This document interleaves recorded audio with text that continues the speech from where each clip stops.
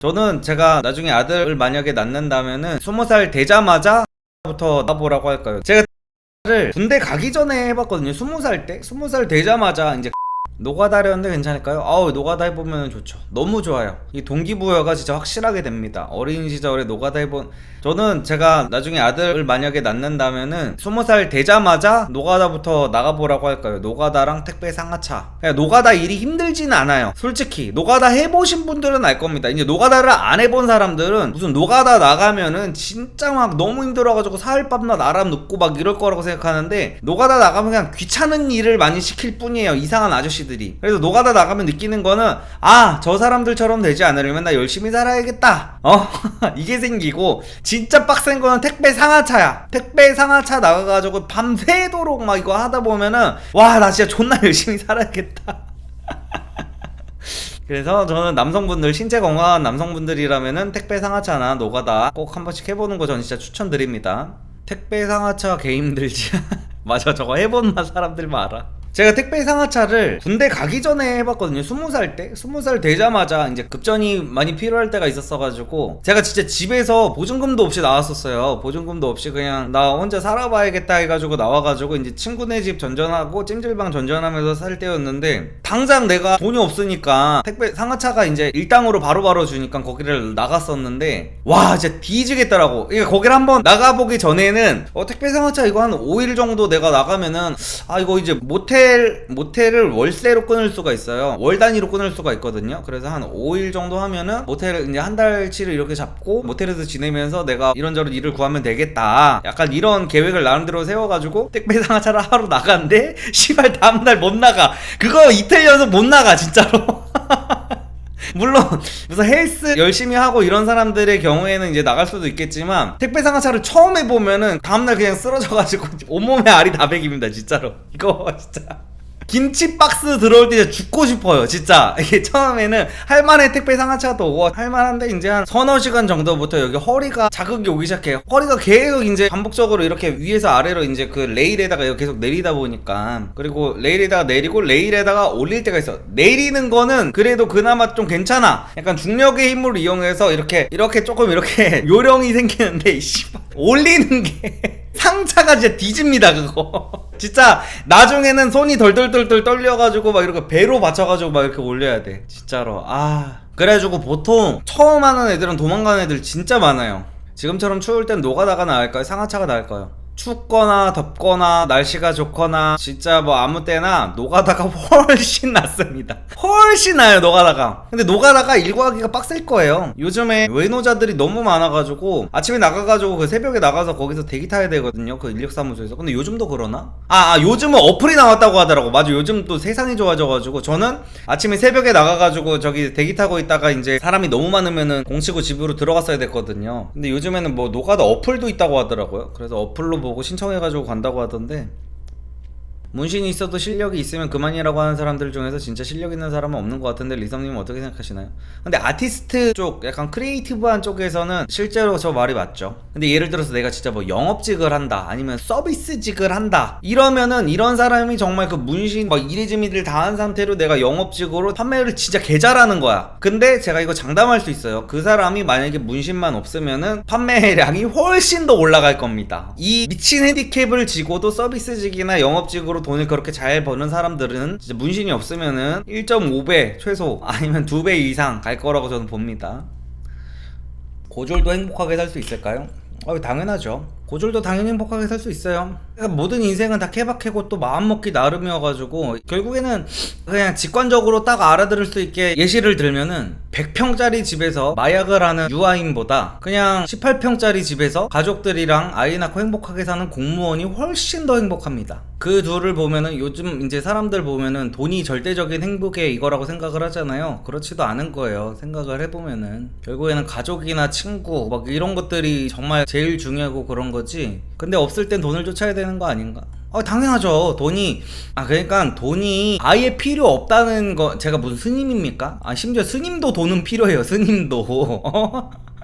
돈 무용론을 말하는 게 아니에요. 근데 요즘에 너무 막 이렇게 돈만 중요하다, 그리고 돈 많은 게 최고다. 아까 그 연애 상담할 때도 맨날 다 얼굴이 최고다, 결국엔 뭐 얼굴 잘생긴 게 최고다, 이런 말만 하는 사람들도 있고. 그런데 그게 세상이 그렇게 단순하지가 않아요. 막 모든 것들이 다 굉장히 막 유기적으로 얽혀 있고. 그래가지고 회피형인 저의 성격을 고치고 싶습니다. 제가 챙겨야 할 권리를 잘 못 찾고 어디 가서 잘 따지지도 못하고 부당한 대우를 받는 거에 대해 그냥 참고 넘깁니다. 그 말을 해야 하는 상황에서 말을 할 생각조차 잘 못하게 되고요. 나중에 다 지나고 나면 열이 받는 상황이 많습니다. 한 예시로 같이 일했던 선배가 최근에 창업을 하여 일을 도와달라고 하더군요. 어떤 일인지는 말 못하지만 아침부터 나가서 일하고 쭉 일을 해서 자정을 넘겨서 다음날 새벽 4시까지 일하게 되었습니다. 일도 막노동인 수준이라 체력도 힘들고 고된 노동입니다. 아무리 도와주는 개념으로 갔다고 하지만 18시간을 일했는데 일당을 20만원도 안 주더군요. 그래도 제가 생각하는 수준은 기본 일당 플러스 심야 수당으로 생각해서 20만원은 넘게 받을 수 있다고 생각했습니다. 당연히 지인이고 제가 도와줬다는 걸 고맙게 생각하니까 어느 정도는 줄 알았는데 이건 뭐 사실 기분만 많이 나쁘게 된 상황입니다. 하지만 이거를 어떤 식으로 말을 해야 할지도 잘 모르겠고, 참 말을 하는 그 상황 자체가 너무 싫어서 피하게 됩니다. 주변 사람들은 제가 답답하다고 좀 말을 하라고 손절을 하더라도 돈은 좀 더 받고 손절하라고 하는데 저는 그렇게 말을 못 하겠어요. 이런 상황 자체가 너무 싫습니다. 이번에는 그냥 이렇게 넘기고 앞으로는 연락을 좀 안 받으려고 합니다. 제 권리를 못 찾고 부당한 대우를 받으면 말을 잘 못하는 저의 성격을 어떻게 고칠 수 있을까요?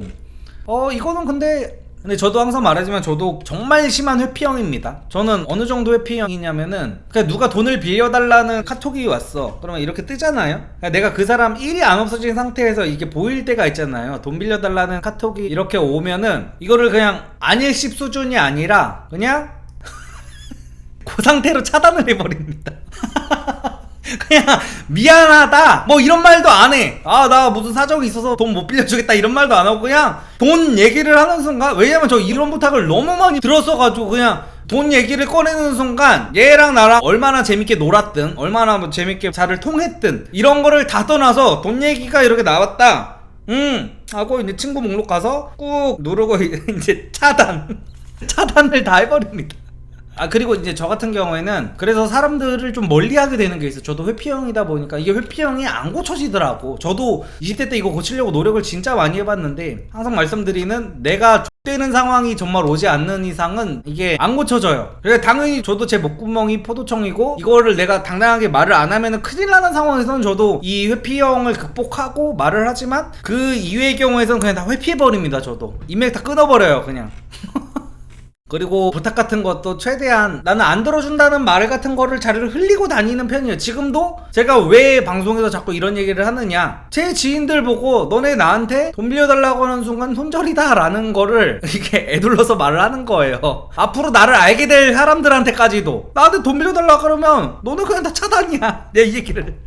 앞으로 미래에 어떻게 될지 모르는 사람들한테까지 다 말을 하는 거야. 근데 저는 유튜버가 아닐 때도 이렇게 얘기를 했습니다. 나 사람 싫어하고 어디 나가는 거 싫어하고 사람하고 돈거래 절대 안 하고 뭐 이런 얘기를 항상 하고 다녔어요. 항상 하고 다니고, 나는 뭐 인간관계에서 공짜는 없다고 생각한다 부터 시작해가지고 이런 말을 항상 하고 다녔고, 그리고 이 사업하는 선배가 일을 도와달라고 조금 불렀잖아요. 그래서 이것도 너무 이렇게 억울할 것까지는 저는 솔직히 아니라고 보기는 하는 타입입니다. 왜냐면은 너 일당 내가 잘 챙겨줄게, 와서 일 좀 도와줘라 이런 게 아니잖아요. 그래서 만약에 그냥 진짜로 도와달라고 해서 갔던 개념이라면은 우리나라 사람들의 평균 민도 기준에서 제가 답을 드릴게요. 평균 민도 보통 이러면은 그냥 술 한잔 사주고 마는 경우도 정말 수두룩 빽빽입니다. 내가 이래서 정확한 급여 책정이 안 된 상태에서는 일 같은 걸 잘 안 하려고 해요. 그냥 야 나 좀 도와줘라 해가지고 가면은 18시간 막, 이거 심하긴 했어, 이건 심하긴 한데 뭐 아무리 내가 쎄빠지게 일을 했다고 해도 와 끝났다, 야 오늘 내가 쏜다 하면서 무슨 이상한 존나 냉동 참치 같은 거 2만원짜리 무한리필집 가가지고 야 마셔, 오늘 같은 날 마시는 거야 하면서 화요라도 시켜주면 몰라. 뭐 참이슬 시켜가지고 둘이 합쳐서 한 10만원 선으로 통치고 나옵니다 그냥. 그래서 20만원 정도라도 이렇게 챙겨주는 썬배면은 그래도 최악까지는 아니다. 최악까지도 아니고 앞으로는 일을 할 게 있으면은 본인 수당 정도는 미리 말을 하는 게 좋을 것 같고, 그리고 저는 또 그렇게 생각해요. 누가 나한테 병신 같은 짓을 했어. 그래가지고 그런 상황 있잖아요. 내가 나중에 말을 해가지고 만약에 내가 다른 거를 더 받아낼 수 있는 상황이면 말을 하는 게 맞지만, 내가 말을 하면은 내 속만 뭔가 후련해지는 그런 상황이 있잖아요. 저는 그때 제가 회피형이다 보니까 어떻게 정신승리를 하게 됐냐면은, 지금 사업하는 형님이라 그랬잖아요. 사업하는 선배라고 했잖아요. 그러면 사업하는 사람이 성공을 하려면은 기브앤테이크 개념이 굉장히 중요해요. 앞으로 어딜 가서도 내가 이만큼 받았으니까 최소 이만큼은 해줘야겠지, 이런 셈 같은 게 어느 정도 뛰어난 상태로 상대방한테 챙겨주고 막 이렇게 해야 되는데, 이 사람은 이 정도로 주고받는, 그리고 노동 강도에 대한 적정한 페이를 책정하지 못하는 사람이라면은 직원을 뽑아서도 똑같이 할 사람이거든요. 그러면은 결국에는 저는 어떻게 생각을 했냐면, 이 사람의 잘못된 점을 오히려 고쳐주는 게 과연 복수일까라는 생각을 하는 거야. 그러니까 내가 싫어하는 사람한테 최고의 복수는 그 사람이 병신같은 삶을 사는 거를 그대로 병신같이 살게 놔두는 게 저는 최대의 복수라고 보거든요. 아니 왜 그 사람을 제대로 교정을 시켜줘? 그 사람 병신같이 그렇게 살고 그렇게 병신같이 직원들 뽑아도 똑같이 제대로 된 급여를 안 주고 하면은 그 사람 사월 망할 거 뻔하잖아. 그럼 냅두면 돼. 왜 굳이 가가지고 그 사람이 잘못된 부분에 대해서 왜 말을 해주고 왜 그래야 됩니까? 그냥 나는 그 사람이랑 손절하면 끝이야. 알아서 그냥 망하겠지.